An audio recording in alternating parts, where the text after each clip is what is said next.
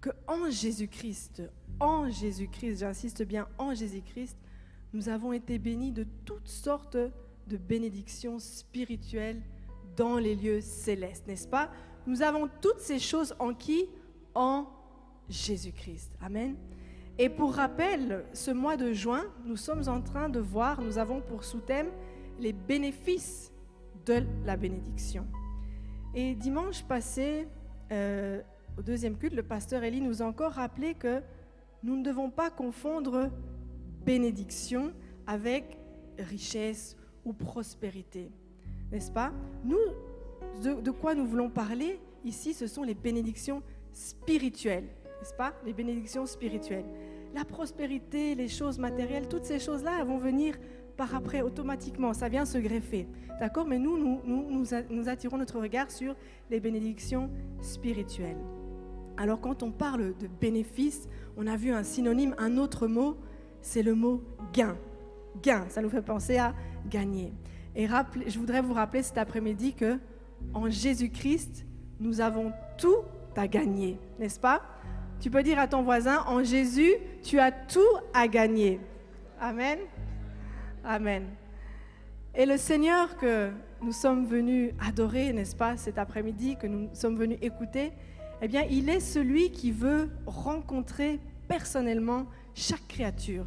Chaque créature, il a le désir de vouloir les rencontrer. Et vous savez, en parlant de rencontres, dans la vie, on peut faire des bonnes rencontres, comme on peut faire de mauvaises rencontres, n'est-ce pas? En tant que parent, en tout cas, je sais que mon mari prie souvent pour les bonnes fréquentations de nos enfants. Parce que vous savez, comme une mauvaise rencontre, eh bien, ça peut bouleverser la vie d'un enfant. Ça peut même être destructeur dans la vie d'un enfant ou même d'un adulte. Par contre, de bonnes rencontres, lorsque nous faisons de bonnes rencontres, ça peut aussi nous propulser vers notre destinée. Et je voudrais nous rappeler cet après-midi à nous tous que, eh bien, une rencontre personnelle avec Jésus-Christ, c'est la meilleure rencontre que tu puisses faire de toute ta vie. Parce qu'en Jésus-Christ, comme je viens de le dire, nous avons tout à gagner. Et c'est le désir, comme je l'ai dit, de Dieu de rencontrer chaque homme, chaque femme, chaque enfant, sans exception. Si on s'arrête là-dessus, on se dit, mais quelle grâce! Attends, comment un Dieu, on vient de célébrer sa sainteté, sa majesté, sa grandeur, comment est-ce que ce Dieu-là, eh bien, il veut bien vouloir chercher à rencontrer quelqu'un comme moi, qui suis égaré, vivant une vie peut-être de péché, et il me cherche pour non seulement venir panser les blessures de mon cœur, mais également pour me donner la vie éternelle. Et c'est ce Dieu-là qui nous cherche. Ce n'est pas une grâce? Amen, n'est-ce pas?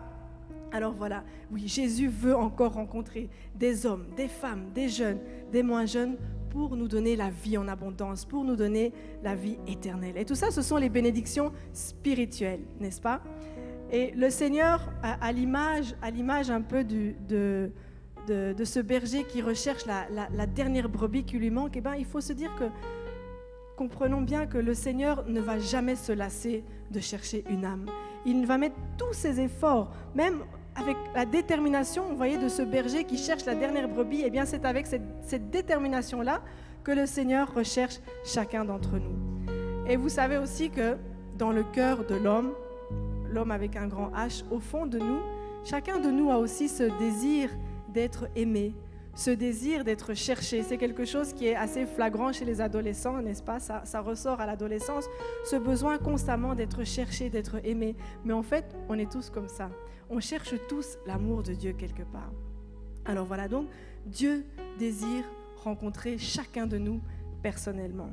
Et nous allons voir, cet après-midi, nous allons ouvrir nos Bibles, n'est-ce pas? Nous allons voir, au travers de la parole, les quelques bénéfices, on va en voir trois bénéfices qu'une rencontre personnelle avec Jésus-Christ peut justement apporter dans la vie d'un homme et d'une femme. Et peut-être certains vont me dire, oui, moi j'ai déjà expérimenté cette rencontre personnelle avec Jésus-Christ, gloire à Dieu, mais la parole va également nous aider à guider maintenant une personne qui, elle, n'a peut-être pas encore rencontré le Seigneur Jésus, ça va nous aider à la guider vers cette rencontre personnelle avec Jésus. Alors, pour les lecteurs de la Bible, vous savez que dans le Nouveau Testament, il y a beaucoup d'histoires qui nous relatent des rencontres bouleversantes, que ce soit entre Jésus avec un collecteur d'impôts, que ce soit avec une femme de mauvaise vie, que ce soit avec un homme riche.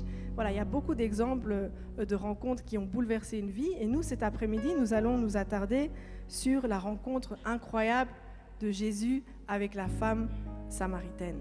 Je pense que beaucoup connaissent et c'est vraiment riche d'enseignements. Et pour cela, nous allons lire dans le livre de Jean, au chapitre 4, et nous allons lire ensemble 26 versets. Ça va aller? Oui, on a des lecteurs de la Bible ici, n'est-ce pas?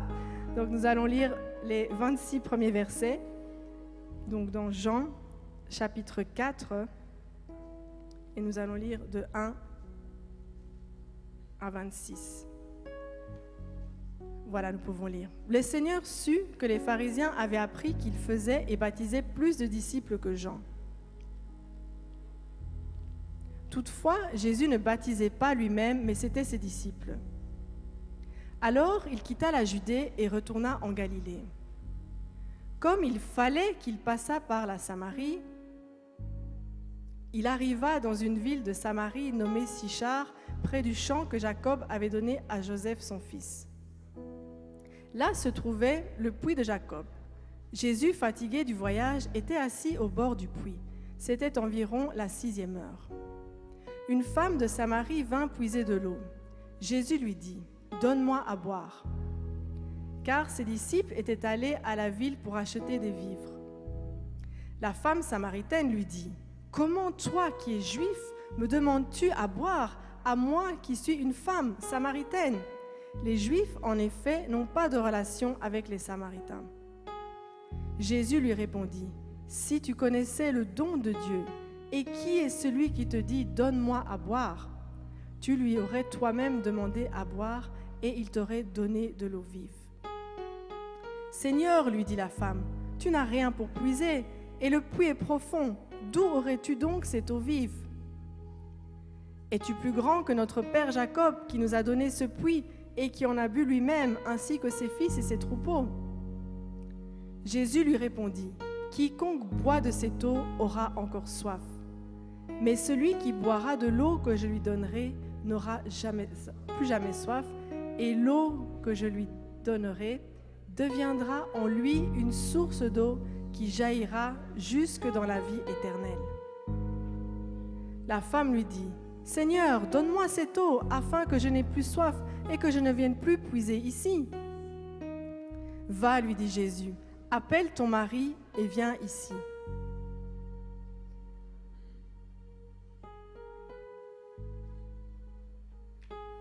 La femme répondit, « Je n'ai point de mari. » Jésus lui dit, « Tu as raison de dire « Je n'ai point de mari », car tu as eu 5 maris, et celui que tu as maintenant n'est pas ton mari. En cela, tu as dit vrai. » « Seigneur, lui dit la femme, je vois que tu es prophète. Nos pères ont adoré sur cette montagne, et vous dites, vous, que le lieu où il faut adorer est à Jérusalem. Femme, lui dit Jésus, crois-moi, l'heure vient où ce ne sera ni sur cette montagne, ni à Jérusalem que vous adorez le Père. Vous adorez ce que vous ne connaissez pas.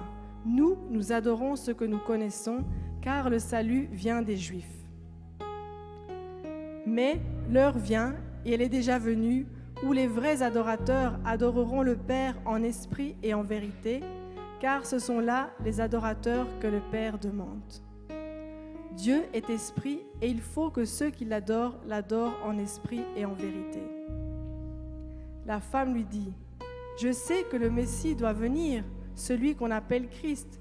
Quand il sera venu, il nous annoncera toutes choses. » Jésus lui dit, « Je le suis, moi qui te parle. » Amen. Alléluia. Amen, amen. Alléluia. Oui, Seigneur, nous bénissons encore ta parole, Seigneur. Nous la bénissons encore ce matin. Alléluia. Quelle rencontre incroyable, n'est-ce pas?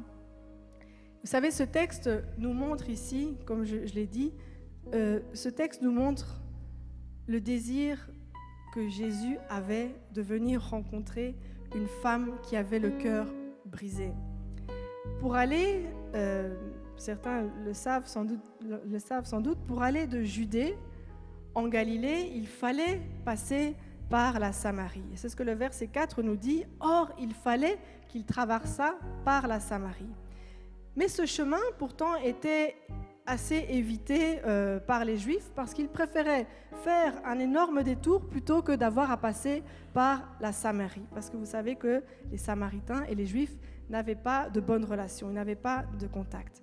Mais la Bible nous dit qu'il fallait que Jésus passât par là. Pourquoi est-ce qu'il fallait? Parce que c'était le chemin que Dieu avait frayé pour que Jésus puisse aller à la rencontre d'hommes et de femmes perdus qui étaient étrangers aux privilèges d'Israël, n'est-ce pas? Donc dans ce passage, on voit qu'il n'est plus question seulement des brebis de la maison d'Israël, n'est-ce pas? Mais de tout pécheur qui reçoit Jésus-Christ en son nom. C'est pour ça qu'il fallait que Jésus passât par là. Et donc en Jésus, l'amour et la grâce débordent bien au-delà du peuple juif. Et c'est vers ces Samaritains étrangers aux promesses et méprisés que le Seigneur va passer. Donc pour nous dire que le don de Dieu, il est pour tous les hommes. Et Dieu connaissant toutes choses, il savait, Dieu connaissant toutes choses, il savait justement qu'en passant dans cette ville, eh bien, il trouverait à cette heure-là précise, quand on dit 6 heures en fait, c'est l'équivalent de midi pour nous. Donc il savait qu'il fallait passer là à cette heure-là et qu'il verrait une femme qui avait un besoin que nous allons voir. Et donc, comme j'ai dit, nous allons voir quelques bénéfices qu'une rencontre personnelle avec Jésus-Christ peut nous apporter. Et le premier bénéfice que nous apporte une rencontre personnelle avec Jésus-Christ, un bénéfice, c'est la guérison de nos cœurs. En venant à notre rencontre, ce que Jésus désire, c'est de venir panser tes blessures. Ça, c'est le désir profond de Dieu. Il veut venir panser tes blessures. Il a ce souci de vouloir guérir le cœur qui souffre.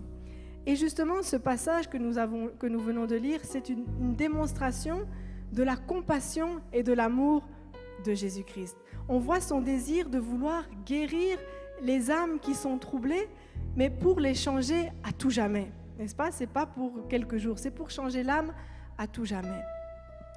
Parce que je ne vous apprends rien en disant que cette vie ici, elle est difficile, n'est-ce pas? Cette vie ici-bas, elle est vraiment difficile. Parfois, j'aimerais bien moi-même redevenir un enfant. Je me rappelle quand Liam devait avoir 4 ans, un jour il a entendu des personnes parler et puis il vient me voir et dit « Maman, ça veut dire quoi un problème ?» J'ai dit « Waouh !» À 4 ans, il ne savait pas ce que c'est, un problème. Ben non, il ne sait pas. Voilà. Mais parfois, j'aimerais bien retourner à cet âge-là. Parce que face à toutes ces difficultés que nous pouvons vivre ici-bas, parfois on peut se demander comment les gens font lorsque vous n'avez pas le Seigneur comme appui. Comment les gens font? Vous voyez les gens devenir fous dans la rue, mais quand on n'a pas le Seigneur, on peut craquer. On peut vraiment craquer. Donc c'est pour ça que ce message est important, parce que nous avons tellement de personnes autour de nous qui ne connaissent pas le Seigneur aussi. Il n'y a qu'à regarder, regardez, aller au travail, aller dans les écoles, aller... Sortez, et même parmi nous, derrière les grands sourires, il y a des personnes qui vivent, nous le savons, des situations qui sont très difficiles. Mais nous avons une parole d'encouragement ce matin qui nous rappelle que Jésus, et nous pouvons lire cela dans le psaume 147, verset 3, « Il guérit ceux qui ont le cœur brisé et il panse leurs blessures. » Amen. Ça, ce n'est pas une fable, c'est la parole. « Il guérit ceux qui ont le cœur brisé et il panse leurs blessures. » Donc voilà pourquoi la première raison pour laquelle Dieu veut nous rencontrer, c'est pour panser nos blessures. Alors qu'il s'agisse de blessures physiques, de blessures émotionnelles ou spirituelles, eh bien, nous recherchons tous, d'une certaine manière, à être soulagés, n'est-ce pas, de ces maux. Et c'était le cas de cette femme samaritaine. Vous allez me dire, cette histoire s'est passée il y a plus de 2000 ans, mais pourtant, les souffrances par lesquelles cette femme pouvait passer, eh bien, elles sont en fait toujours similaires à celles que nous pouvons encore vivre plus de 2000 années après. Parce que là en lisant cette histoire, on voit que là où les hommes et les femmes de Samarie voyaient en cette femme samaritaine une fille de mauvaise vie, qu'on pourrait peut-être qualifier aujourd'hui d'infréquentable, là où les gens voyaient ça, Jésus, lui, il voyait au-delà. Et ce qu'il voyait, lui, c'était la souffrance de cette femme.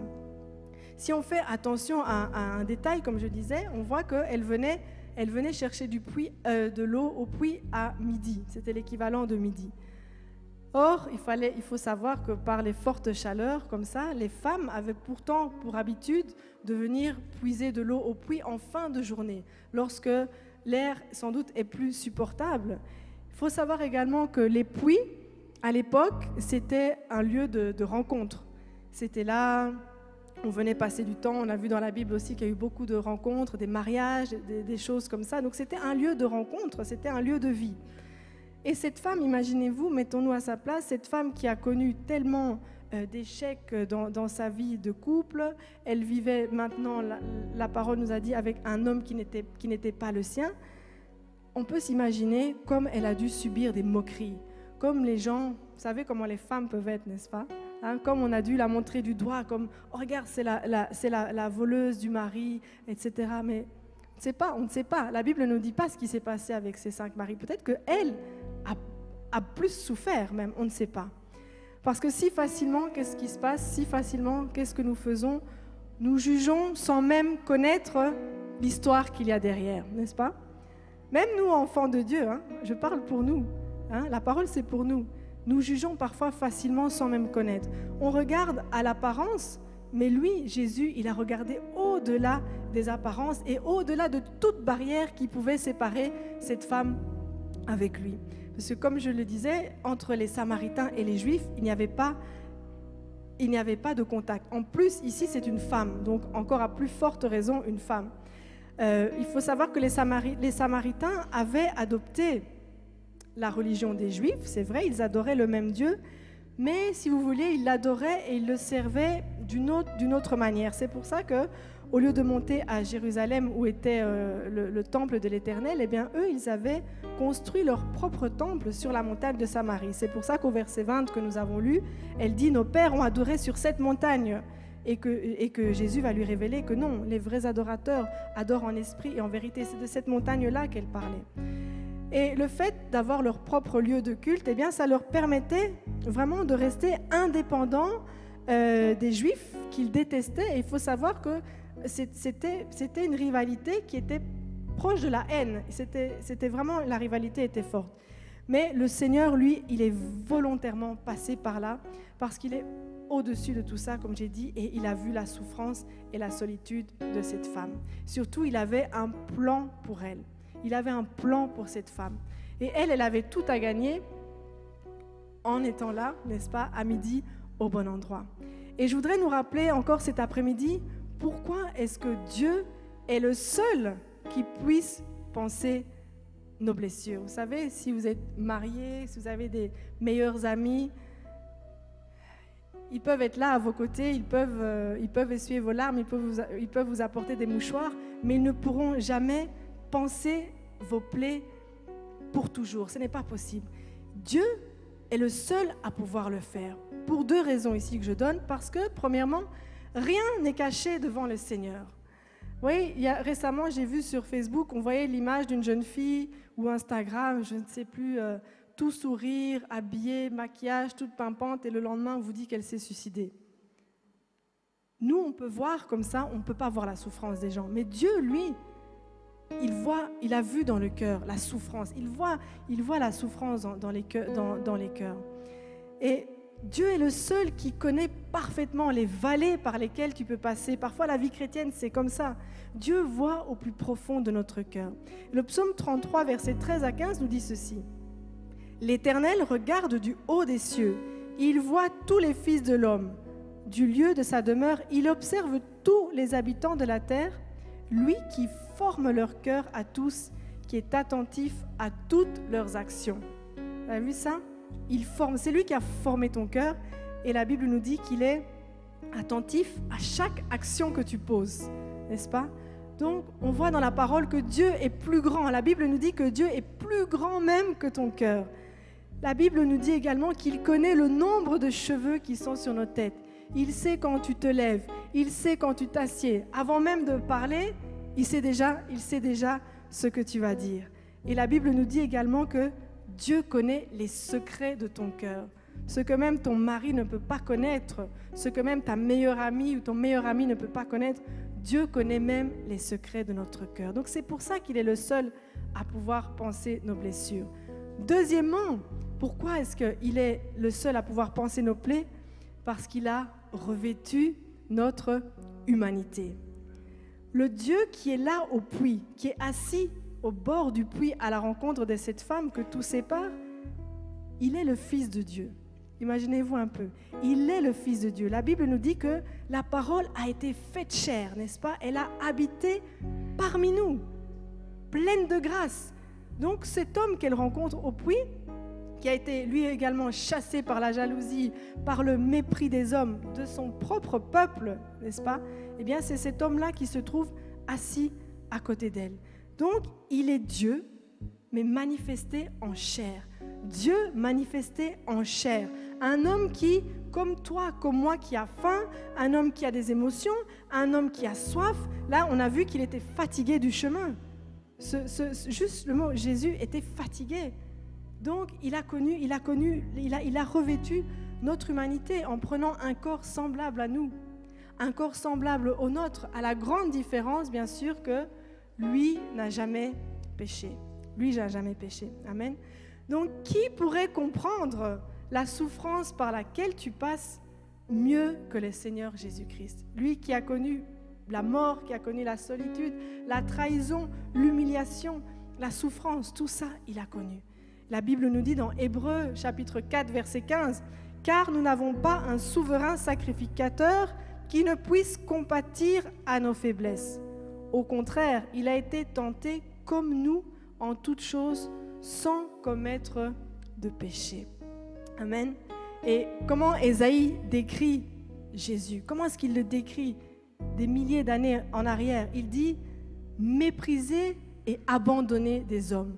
Homme de douleur, habitué à la souffrance, semblable à celui dont on détourne le regard. Nous n'avons fait aucun cas de lui, nous l'avons dédaigné. » Et c'est ce Jésus-là qui est assis au puits. C'est ce Jésus-là qui est ici, dans notre présence. Quelle grâce, n'est-ce pas? Donc, ce Seigneur, eh bien, il n'y a que lui pour panser nos plaies, parce qu'il a également revêtu notre humanité. Et peut-être qu'il y a des personnes, que ce soit ici dans la salle ou en ligne, qui se sentent seules, qui ont le cœur brisé et qui ont ce sentiment que, voilà, la blessure, elle est là, personne ne peut me comprendre. Eh bien, c'est un message d'espoir pour nous, mais également pour les personnes qui ne connaissent pas le Seigneur, de leur dire que quand vous allez évangéliser, eh bien, c'est un moyen d'évangélisation. Allez dire que non. Ton cœur brisé là, moi je ne peux rien faire, moi je peux juste être là, tu peux pleurer sur mon épaule, tu peux venir dormir à la maison, mais le seul véritablement qui puisse guérir ton cœur, c'est Jésus-Christ. Amen. Et pour cela, eh bien, il faut aller à la rencontre de Jésus-Christ. Donc c'est un encouragement même pour nous à continuer à chercher la présence de Dieu. Allons à la rencontre de Jésus, que ce soit personnellement à la maison, que ce soit ensemble ici en tant qu'Église. Plongeons les regards dans la parole de Dieu et nous allons trouver le réconfort et la paix du cœur pour toujours. Amen. Donc ça, c'est un bénéfice, n'est-ce pas? Quel bénéfice d'avoir la guérison de nos cœurs. Un deuxième bénéfice que nous apporte une rencontre personnelle avec Jésus, eh bien, c'est le fait que tu n'auras plus jamais soif. Amen. Alors que certains vont se dire plus jamais soif, c'est voilà, le Seigneur quand il parle parfois il faut vraiment aller décortiquer. La femme samaritaine aussi au début n'a pas compris. Et surtout nous qui sommes en pleine chaleur, ne plus avoir soif alors qu'on est en train d'apporter des bouteilles en masse. De quoi est-ce que le Seigneur parle ici? Quand on retourne dans le passage, on voit que c'est avec beaucoup d'humilité que le Seigneur lui a demandé de l'eau. Le Seigneur lui a demandé « donne-moi à boire ». Mais c'était pour ouvrir son cœur à ses réels besoins. Et c'était pour lui apporter le chemin vers la vie éternelle. Mais c'était voilà, l'introduction par laquelle il a voulu lui adresser la parole. Et au début, on voit que quand on lit le passage, elle a l'air un peu perplexe, elle ne comprend pas vraiment, mais de quoi est-ce que Jésus parle? Déjà, elle est choquée. Elle est déjà choquée parce que comment un homme, et en plus un juif, me parle, comment est-ce que Jésus, enfin, elle ne sait pas encore qu'il est Jésus, mais elle se dit comment cet homme se rabaisse à me demander à moi à boire, puisqu'on savait que même boire dans la même coupe, c'était interdit. Les Juifs étaient considérés comme impurs s'ils buvaient à la même coupe qu'un Samaritain. Et donc on voit qu'elle semble avoir du mal à comprendre le discours de Jésus sur l'eau vive. Moi aussi, personnellement, j'ai déjà lu ce passage, mais parfois, ça reste, voilà, si nous n'avons pas la lumière du Saint-Esprit pour nous guider, on peut comprendre que cette femme ne comprenait pas de quoi Jésus voulait parler. Parce que là, ce que Jésus fait, en fait, il utilise une image, on va dire, matérielle pour décrire une réalité qui est en fait spirituelle, d'accord? Mais tout doucement, on va voir comment le Seigneur va lui dévoiler quel est le véritable but de sa présence. On voit au verset 10, Jésus lui dit, « Si tu savais quel est le cadeau de Dieu et qui est celui qui te dit « Donne-moi à boire », tu lui aurais toi-même demandé à boire et il t'aurait donné de l'eau vive. » C'est pour ça qu'elle va répondre au verset 11. Qu'est-ce qu'elle répond? « Seigneur, lui dit la femme, tu n'as rien pour puiser. » Donc elle ne comprend pas. Elle dit, « Et le puits est profond. D'où aurais-tu donc cette eau vive? Es-tu toi plus grand que nos ancêtres Jacob, qui nous a donné ce puits et qui a bu de son eau, lui-même, ses fils et ses troupeaux ?» Elle ne comprend toujours pas. Et c'est lorsqu'il va lui révéler qu'il est cette eau vive qu'elle va lui dire, c'est là qu'elle va lui dire, « Seigneur, donne-moi cette eau, afin que je n'ai plus soif et que je n'ai plus à venir puiser ici. » Mais est-ce qu'elle a encore compris? Pas tout à fait, puisque en fait, elle veut simplement s'éviter la peine, elle, de venir au puits.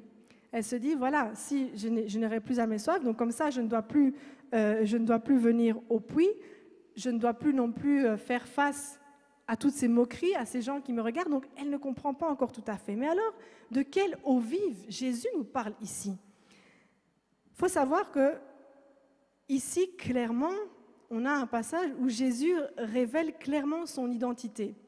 Alors que, comme vous le savez, en Judée, il ne le fait pas clairement. Ici, à cette femme qui est étrangère, il va lui révéler son identité. Il se présente directement à elle comme la source d'eau vive. Parce que vous savez, d'un côté, il y a l'eau que le cœur, on va dire, naturellement cherche. Et ça, c'est l'image du puits, d'accord? C'est l'image de l'eau du puits qui représente en fait toutes les choses dont l'homme a soif, mais qui n'arrivent pas à nous désaltérer, que ce soit les addictions, les passions, la soif de l'argent, l'orgueil, toutes ces choses-là. Parce que quiconque va boire cette eau du puits, eh ben, on aura toujours soif. C'est cette façon de toujours être pas heureux et insatisfait. D'accord? Ça, c'est l'eau du puits. On a toujours besoin de plus.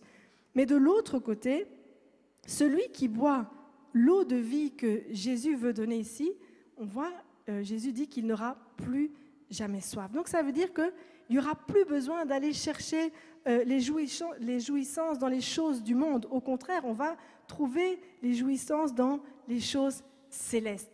Parce que l'eau que ici Jésus se révèle comme l'eau de vie représente également le Saint-Esprit. D'accord? C'est aussi l'image du Saint-Esprit. Ça veut dire que quiconque va recevoir l'Esprit de Dieu, eh bien, il ne manquera plus jamais de quoi satisfaire son âme. C'est de cette eau-là que Jésus est en train de parler. Parce que non seulement cette eau, elle désaltère, mais nous voyons aussi, la Bible nous a dit qu'elle devient une fontaine jaillissant jusqu'où? Jusque dans la vie éternelle. Amen.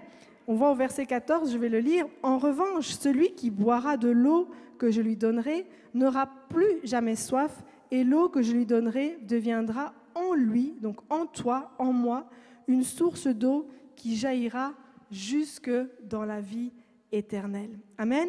Donc c'est pour ça que Jésus n'avait pas besoin, lorsqu'elle lui dit « mais tu n'as rien pour puiser », mais Jésus n'avait pas besoin de quoi que ce soit pour puiser, puisqu'il est lui-même, Jésus-Christ lui-même est la source. De la même manière que Jésus-Christ est le pain de vie, de la même manière que la vie éternelle, c'est Jésus-Christ dans sa personne, n'est-ce pas?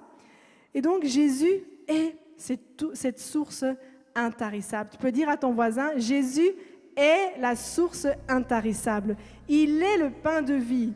Il est également le pain de vie et il est le seul chemin qui mène à la vie éternelle et à la réconciliation avec Dieu pour toujours. C'est lui-même, cette source intarissable. Parce que lorsque l'on parle de la vie éternelle, on voit que la vie éternelle, elle commence justement par une rencontre ici-bas avec Jésus-Christ qui est l'eau de vie. Vous connaissez tous Jean 3,16, n'est-ce pas? Car Dieu a tant aimé le monde qu'il a donné son Fils unique afin que quiconque croit en lui ne périsse pas, mais qu'il ait la vie éternelle. Il ne dit pas, mais qu'il aura la vie éternelle une fois qu'il sera monté au ciel. Non, il a la vie éternelle ici-bas. Donc, pour ceux qui notent, ça c'est vraiment important. La vie éternelle que Dieu nous donne, c'est plus qu'une existence après la mort, parce que la vie éternelle, elle commence ici-bas, dès notre nouvelle naissance en Jésus-Christ. Amen. C'est ce que Jean 17,3 nous dit. Jean, chapitre 17,3 nous dit, « Or, la vie éternelle, c'est qu'ils te connaissent, toi, le vrai Dieu, et celui que tu as envoyé, Jésus-Christ. » C'est ça, la vie éternelle. Jésus nous révèle ici dans ce verset que la vie éternelle, c'est de le connaître. Et ça commence ici, ça commence ici-bas. D'accord? Et c'est son désir que nous apprenions à le connaître. Et comment est-ce que nous pouvons apprendre à connaître Jésus ici-bas? Bien, nous avons la parole. Le Seigneur nous a laissé sa parole. On apprend à connaître Jésus. Ça peut être aussi au travers des témoignages. On peut même apprendre à connaître Jésus au travers des frères et sœurs. Nous qui avons eu notre pasteur ici, est-ce que nous n'avons pas un peu goûté à Jésus au travers de lui? Vous pouvez sentir au travers de frères et sœurs, vous pouvez apprendre à connaître Jésus de différentes manières, en venant également aux réunions de prière, que ce soit chez vous, à la maison, dans l'intimité de votre chambre, peu importe. Mais tout ce que Dieu veut, eh bien, c'est que nous apprenions à le connaître. Et sachons bien que la vie éternelle, eh bien, elle commence ici-bas. Jean chapitre 6, verset 40 nous dit encore, « La volonté de mon Père, c'est que quiconque voit le Fils et croit en lui ait la vie éternelle, et je le ressusciterai au dernier jour. » Amen. Jean chapitre 6, c'est pour dire comme quoi la parole insiste là-dessus. Jean au chapitre 6, le verset 47, qu'est-ce qu'il nous dit? « En vérité, je vous le dis, celui qui croit en moi a la vie éternelle. » Le Seigneur insiste encore. Il dit simplement, celui qui croit en moi a la vie éternelle. Parce que souvent, lorsque même nous, on parle aux enfants, on leur parle de la vie éternelle, on leur dit, voilà, c'est vivre avec Jésus pour toujours. On voit ça de manière lointaine. Non, la vie éternelle, elle commence ici, ici-bas, dans l'intimité et une rencontre avec Jésus-Christ. Encore, Jean chapitre 7, verset 38 nous dit « Celui qui croit en moi, des fleuves d'eau vive couleront de son sein, comme dit l'Écriture. » Amen. Donc, celui qui croit en Jésus-Christ, on voit aussi ici que des fleuves d'eau vive vont couler en lui. Amen. Donc, voilà un deuxième bénéfice. Lorsque tu fais une rencontre personnelle avec Jésus-Christ, eh bien, ton âme, elle est désaltérée pour toujours et jusque dans la vie éternelle. Donc, il y a vraiment ici pour nous, vous qui êtes déjà en Christ, vous avez déjà reçu Jésus-Christ, c'est vrai, mais on a vu que c'est constamment apprendre à connaître Jésus-Christ au quotidien. On ne s'arrête pas dès notre nouvelle naissance, non, on continue, parce que c'est jusque dans l'éternité que nous allons être avec notre Seigneur. Et c'est également un point d'évangélisation. Lorsque vous voulez évangéliser quelqu'un, vous allez voir que les gens, et surtout au Luxembourg, vous voyez, il y a des gens qui ont tout. Quand vous évangélisez, par exemple, je sais pas, chez moi en Amérique latine, mais les gens ont soif de Dieu parce qu'ils n'ont rien, déjà de un, et ils ont cette soif, ils vivent dans la simplicité, il y a vraiment cette humilité du cœur. Mais parfois, vous êtes ici et vous voyez des gens, ils ont tout. Ils ont tout et vous dites, mais par quelle porte je vais aller pour apporter la parole? Par quelle porte je vais rentrer là? Il te dit, non, mais ton Dieu, moi j'ai tout, la vie éternelle, bon, voilà, ça ne les intéresse pas. Mais lorsque tu creuses un peu plus loin, eh bien, tu vas voir qu'il y a quelque chose qu'ils recherchent toujours. Ça peut être un manque de paix. Vous voyez des personnes qui ont des maisons, des palaces, mais ils ne sont jamais en paix. Vous avez peut-être des collègues comme ça, ils ont tout. Vous avez l'impression, en tout cas, que je parle du matériel, là, qu'ils vivent, ils ont tout, ils ont 3 enfants, une belle maison, des voitures, mais il leur manque quelque chose. Et par là, vous pouvez évangéliser. Par là, c'est une porte d'entrée, parce que vous allez voir que parfois, je ne dis pas tous, c'est pas pour faire... mais certains, en tout cas, eh bien, il leur manque quelque chose. Ça peut être la paix du cœur. Vous avez parfois des enfants qui sont difficiles, qui leur donnent des maux de tête. Voilà, il y a plein de choses. Et pour nous, c'est une manière d'évangéliser, de leur dire, eh bien, viens à la source. Viens à cette source où les personnes qui sont dans des addictions sous toute forme que ce soit, ils sont jamais satisfaits, jamais heureux, jamais satisfaits, ils en veulent toujours plus. Eh bien, c'est un moyen aussi d'évangélisation, de leur dire, viens te connecter à cette source intarissable, cette source où tu n'auras plus jamais soif. Ton âme va être désaltérée. Donc, c'est également pour nous un moyen d'évangélisation. Amen. Alors, un troisième bénéfice que nous apporte une rencontre personnelle avec Jésus-Christ, c'est le pardon de nos péchés. Le pardon de nos péchés, ça c'est un point clé, capital aussi. Comme je le disais au début, la femme samaritaine, on voit qu'elle ne comprend pas exactement de quoi le Seigneur est en train de lui parler. Et comme je le disais, elle voyait plus un avantage. Elle dit, c'est un avantage, comme ça je ne vais plus devoir venir au puits, je n'aurai plus à devoir rencontrer telle ou telle femme. Voilà, donc, et peut-être qu'elle se dit, je ne sais pas, elle se dit, voilà, comme ça je peux continuer ma vie de péché, venir tranquillement, mais j'aurais plus besoin de venir au puits. On ne sait pas ce qu'elle avait dans la tête, mais elle n'a pas encore compris, puisqu'elle lui dit, Seigneur, donne-moi toujours cette eau afin que je ne vienne pas puiser ici. C'est ça qu'elle lui dit. Et alors, le Seigneur va faire, pour nous, on a l'impression que c'est un sans transition. Moi, je suis championne pour faire ça. Mon mari toujours me dit, je fais un sans transition, donc ça veut dire que tu es en train de parler de quelque chose et puis tout d'un coup, tu parles d'autre chose. Et là, à la première lecture, on ne comprend pas, le Seigneur l'interrompt et lui dit, va appeler ton mari. Il dit, ok. Donc là, on est en train de parler de l'eau, et puis il lui dit, va appeler ton mari et reviens ici. Alors, à la première lecture, on peut se dire, mais pourquoi est-ce qu'il lui demande d'aller appeler son mari ?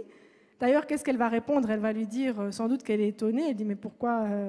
Elle dit, mais je n'ai pas de mari. Et Jésus lui dit, tu as raison de dire que tu n'as pas de mari.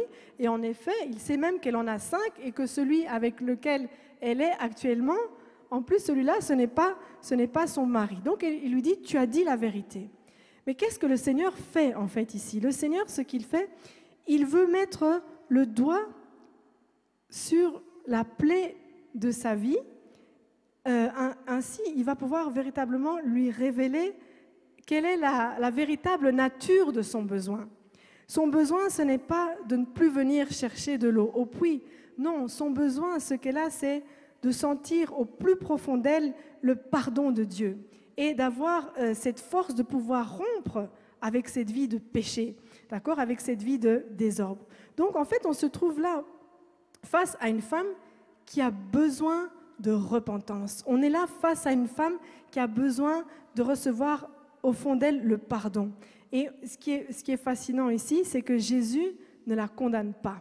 On ne voit nulle part que Jésus la condamne. Non, au contraire, il va juste la confronter avec son péché en lui demandant d'aller chercher son mari, mais c'est dans le but uniquement de l'amener à la repentance. Parce que nous savons que, bien, il n'y a pas de pardon sans véritable repentance.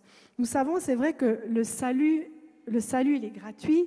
La grâce illimitée de Jésus, elle est disponible pour nous tous, mais pour recevoir son pardon, cela nous demande de reconnaître de nos péchés et vraiment avec un cœur sincère de demander pardon à Dieu. Et c'est à cela que Jésus, en fait, veut l'amener.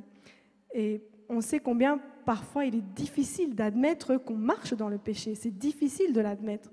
On a du mal à l'admettre. Mais là, ici, Jésus la confronte. Et c'est ça que Jésus veut faire. Jésus veut en fait nous libérer chaque créature, il veut nous libérer de cette vie de péché. Cette vie de péché qui parfois nous colle tellement à la peau.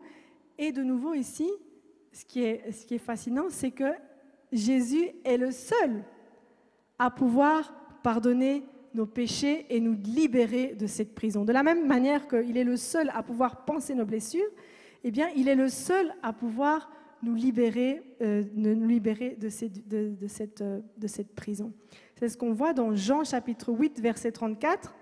La Bible nous dit « En vérité, je vous le dis, leur répliqua Jésus, toute personne qui commet le péché est esclave du péché. » Vous voyez, donc quand on est dans le péché, la parole nous dit qu'on est esclave. Vous voyez ce que c'est un esclave. Vous êtes attaché, vous êtes lié, vous ne pouvez pas vous en sortir par vous-même. Eh bien, quand on est dans le péché, c'est comme ça que nous nous trouvons. Et vous avez vu à quel point Jésus va mettre le doigt sur son péché, mais il ne va pas la condamner. Et ça aussi, c'est pour nous une manière de nous rappeler quand nous évangélisons.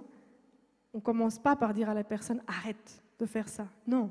On voit comment Jésus vient avec amour, avec compassion. Il pointe juste du doigt, mais il ne la juge pas. Il ne la juge pas. Et ça, c'est vraiment important.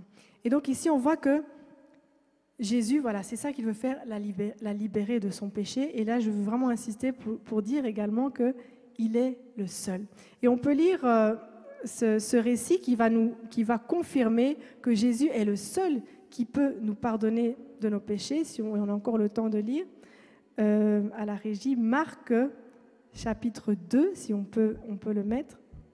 Marc chapitre 2, versets 1 à 11.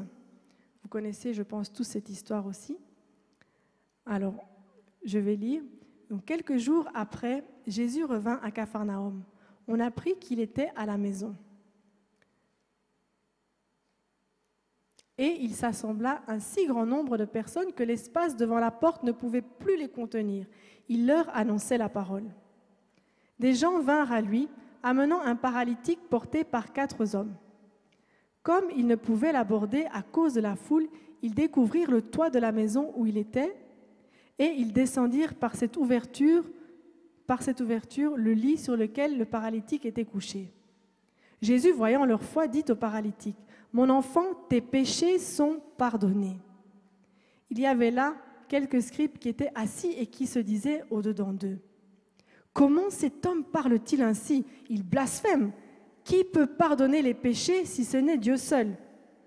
Jésus, ayant aussitôt connu par son esprit ce qu'ils pensaient au-dedans d'eux, leur dit, « Pourquoi avez-vous de telles pensées dans vos cœurs? Lequel est le plus aisé de dire au paralytique, « Tes péchés sont pardonnés » ou de dire, « Lève-toi, prends ton lit et marche » Or, afin que vous sachiez que le Fils de l'homme a sur la terre le pouvoir de pardonner les péchés, je te l'ordonne, dit-il au paralytique, « Lève-toi, prends ton lit et va dans ta maison. » Amen. Amen. Vous voyez, ce récit nous montre bien que Jésus est le seul. Dans ce passage, on voit que Jésus utilise la prière de la guérison, dans ce cas-là, pour démontrer sa capacité de pouvoir pardonner tout péché. Donc on voit ces 4 hommes qui amènent leur ami. Ils voient qu'il y a trop de monde, mais eux, ils ne se fatiguent pas.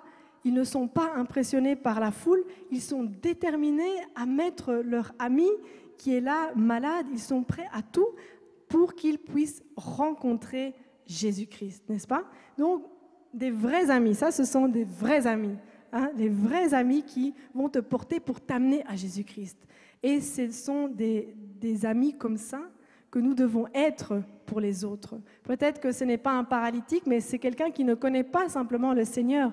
Eh bien, sois comme ces 4 hommes, celui qui va tout faire pour aller porter la personne qui ne connaît pas Jésus, aller le porter à rencontrer Jésus-Christ. Là, on voit, ils ont bravé la foule, ils ont carrément démonté le toit. Bon, je sais c'était des toits plats, mais ils ont dû quand même ouvrir le toit, démonter le toit. Ils ont tout fait pour que leur ami soit guéri au toucher avec Jésus-Christ. Amen.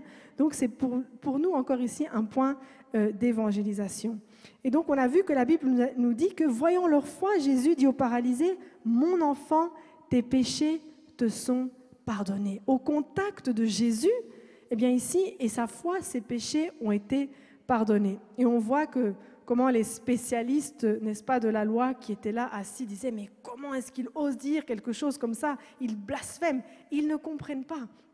Ils ne savent pas que Jésus-là, c'est Dieu en lui-même, en personne, et qu'il a le pouvoir de pardonner les péchés. Amen.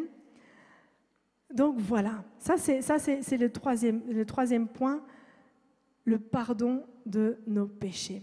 Et vous avez beaucoup de personnes, lorsque vous n'êtes pas véritablement, ou vous n'êtes pas en Christ, eh bien, on se plaît même dans le péché. On s'y plaît dans le péché parce que parfois on n'est pas conscient, on n'est pas parfois conscient de ce péché, et c'est comme un cercle vicieux.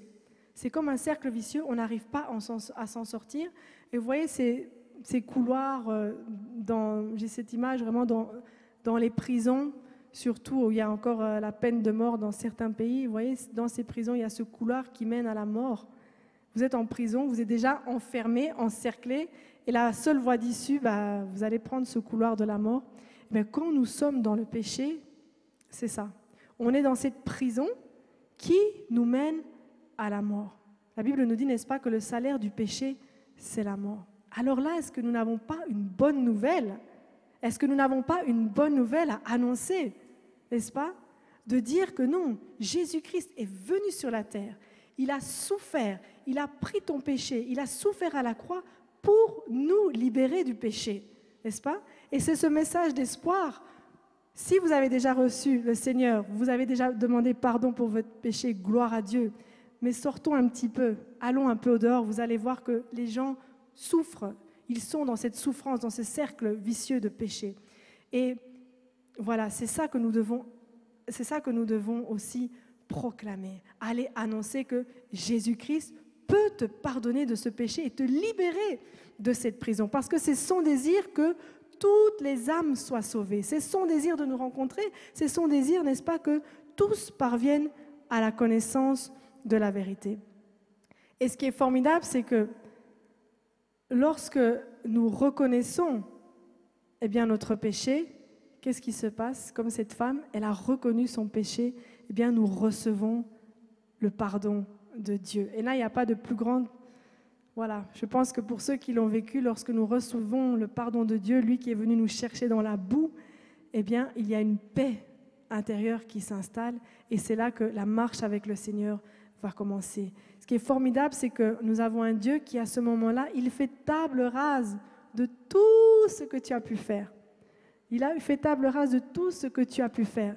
Et c'est également pour nous un canal d'évangélisation. Parce qu'il y a des gens qui sont parfois tellement loin dans le péché, ils se disent, mais il n'y a plus d'issue, il n'y a plus de sortie. Et nous voulons annoncer Jésus-Christ. Nous voulons annoncer Jésus-Christ qui guérit encore et qui pardonne nos péchés. Amen. Alors voilà, c'est vraiment une grâce de savoir que pour nous également, en tant qu'enfants de Dieu, lorsque nous avons déjà accepté Jésus-Christ, cela ne veut pas dire que nous marchons sans faire de péché, n'est-ce pas? Parfois, nos enfants nous demandent, oui, mais est-ce que vous, les grands à l'église, de l'autre côté, est-ce que vous faites aussi des péchés? Je dis, oui, nous aussi. Ce n'est pas que nous voulons, mais on est dans un corps charnel. Voilà. Alors nous aussi, on pêche. Et nous avons cette grâce aussi que lorsque nous demandons pardon, peut-être tu es enfant de Dieu, mais tu as fait des choses qui, tu sais, ne glorifient pas Dieu, dans le secret de ta chambre, simplement, tu lui demandes pardon d'un cœur sincère. Ce n'est pas demander pardon en sachant déjà que demain tu vas recommencer. Non, tu dis, Seigneur, Saint-Esprit, aide-moi. Aide-moi parce que par moi-même, je n'y arrive pas. J'essaye, je n'y arrive pas, ça ne marche pas.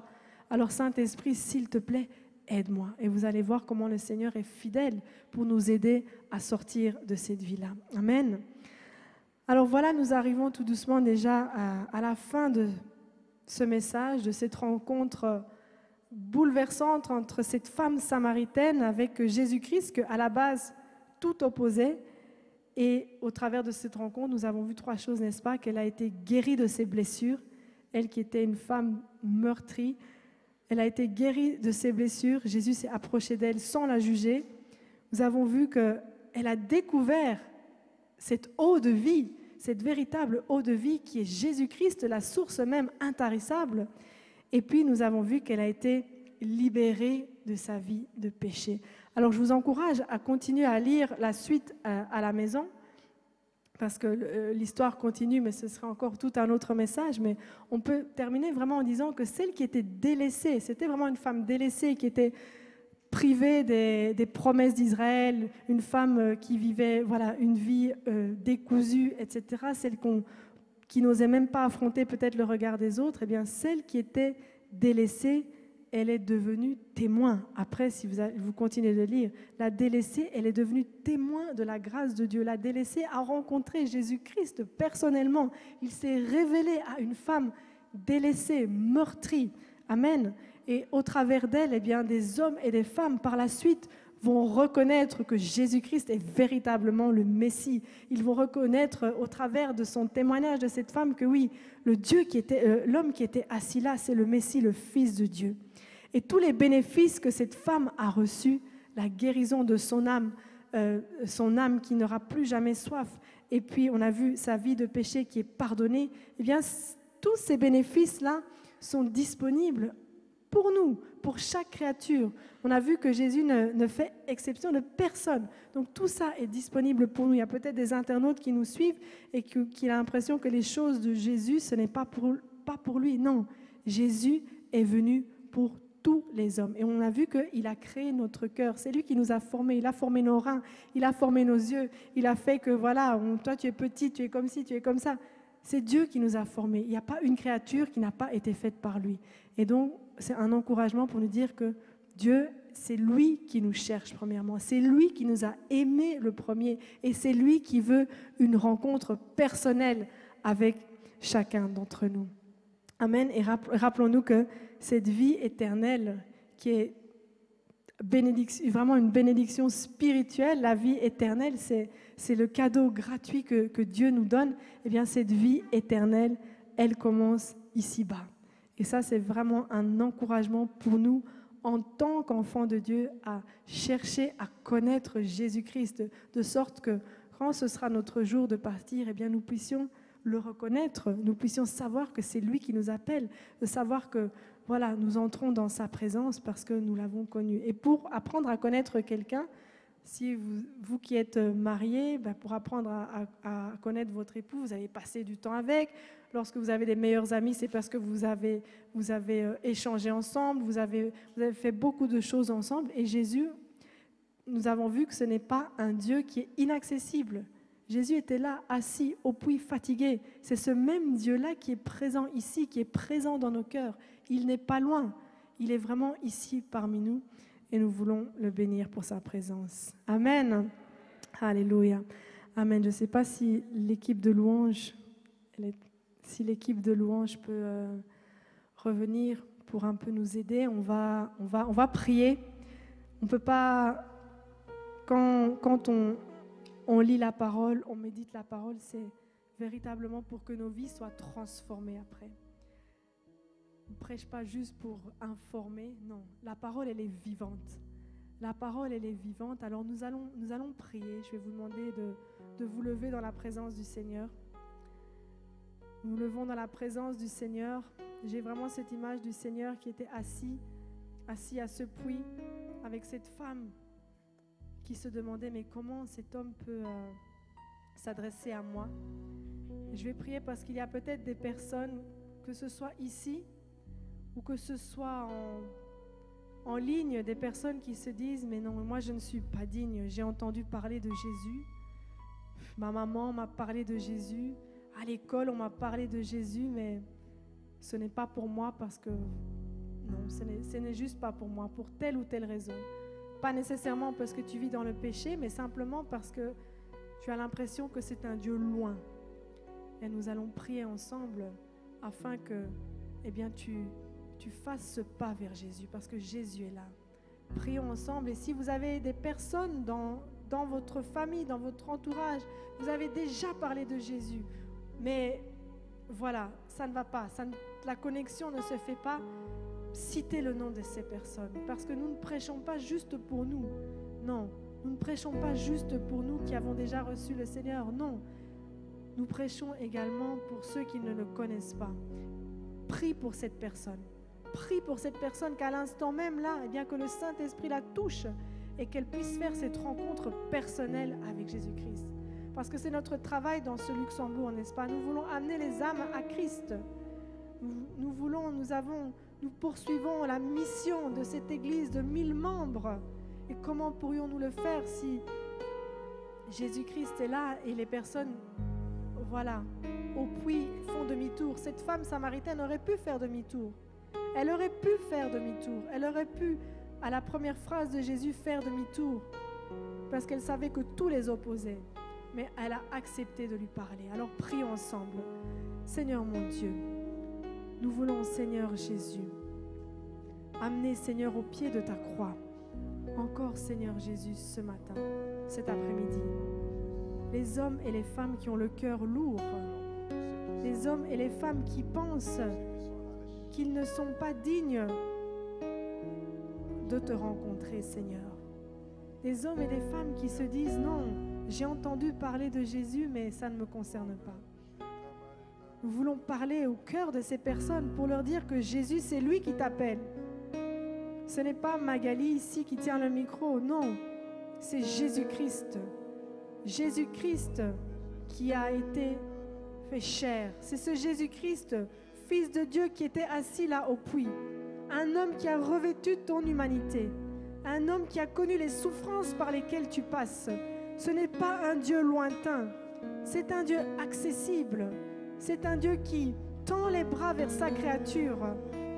Il tend les bras vers sa créature. Peu importe le péché que tu as pu commettre, il n'y a aucun péché qui ne soit impardonnable par l'amour de Jésus-Christ.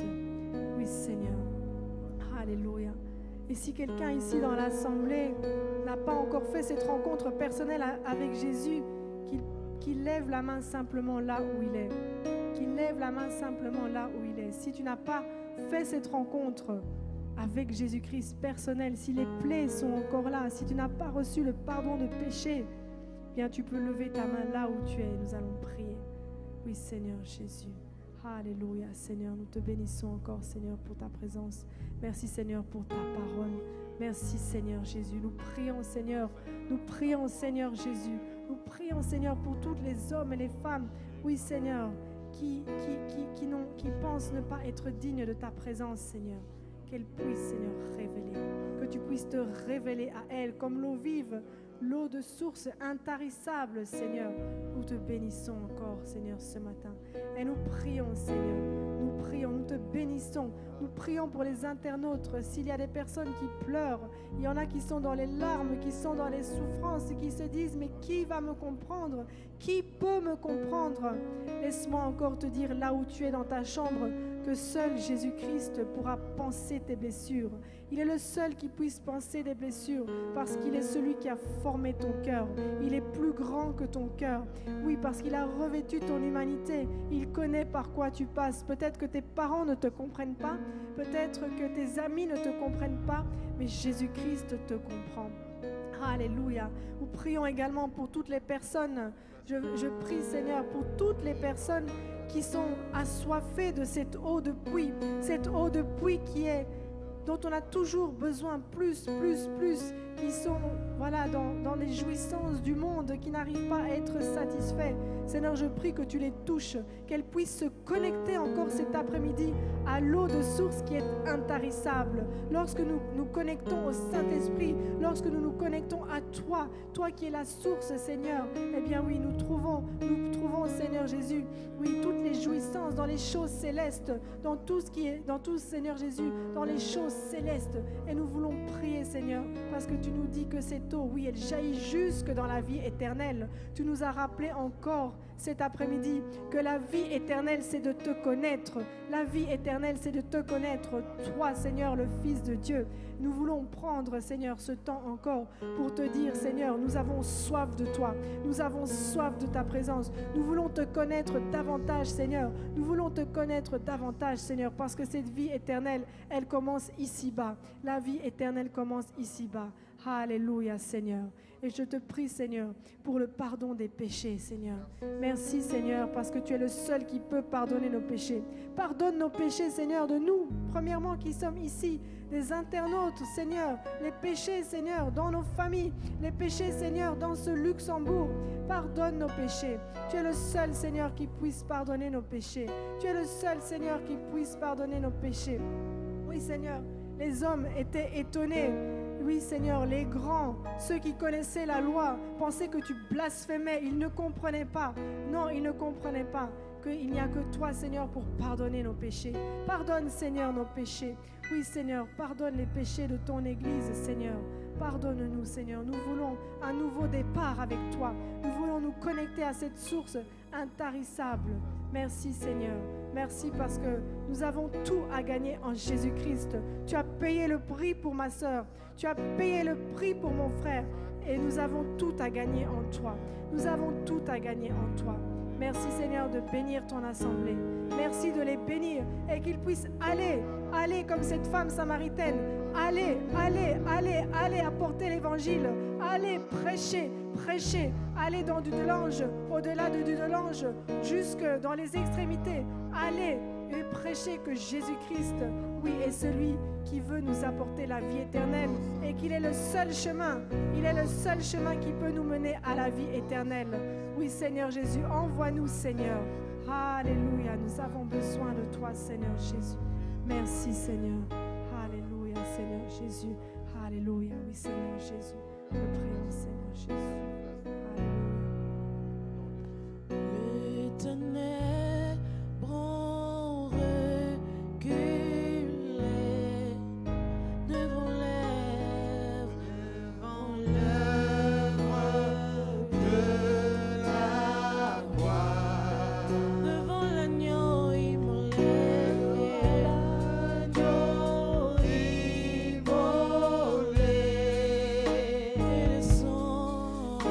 et le sang versé pour moi.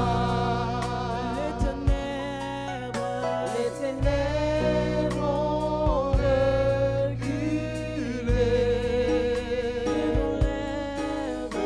devant l'œuvre de la croix, devant l'agneau immolé,